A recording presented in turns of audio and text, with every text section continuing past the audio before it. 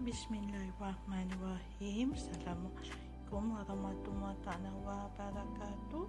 Hakim dan rakan-rakan YouTube sekalian, hari ni kita nak buat agar-agar gula merah.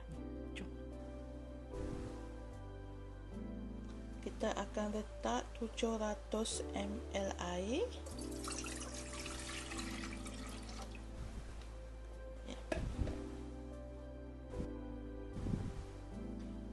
Satu keping gula karet Terengganu tu, satu keping yang besar, saya campur dengan 2 sudu gula merah. Kenapa?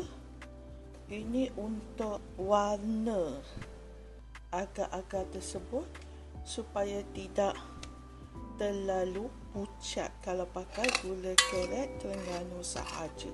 Okey, saya guna agar-agar jenama layang-layang. Saya akan sebatikan agar-agar ni dengan gula tadi sebelum saya hidup api. Sebab kalau kita cair gula tu dahulu, nanti agar-agar tu akan berketul sebab kita letak masa dia panas. Okey, selain dari tu saya juga guna beberapa ketul gula batu. Gula batu ni fungsi dia untuk menjadikan agar-agar lebih kenyal, tidak berair. Okey, kita akan hidup api. Sementara agar-agar tu masak, saya pecahkan 2 biji telur saiz B dan 1 kotak santan pekat.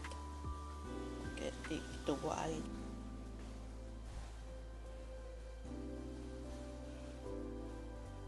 Okey, saya tambah air untuk jadikan adunan ni 500 ml. So dia jadi 500 ml. Kita kacau dia. Dan juga esen vanila sedikit sebab nak buang hanya telur tadi. Okey, kita tunggu gula kita cair.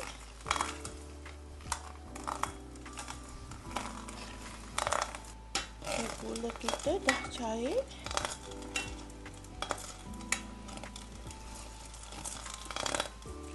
Masa dia membuak-buak itu, kita letak adunan telur kita dan kita biarkan dia membuak-buak kembali.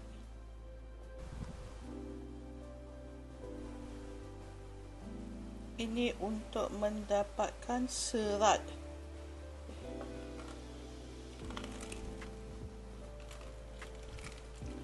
Okey, bila dia dah membuak-buak nanti, kita akan tutup api.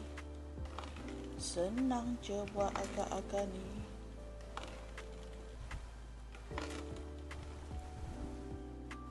Okey, dia dah membuak-buak balik tu, so kita boleh tutup api. Okay, kita biarkan dia sejuk sekejap sebelum kita masuk dalam acuan.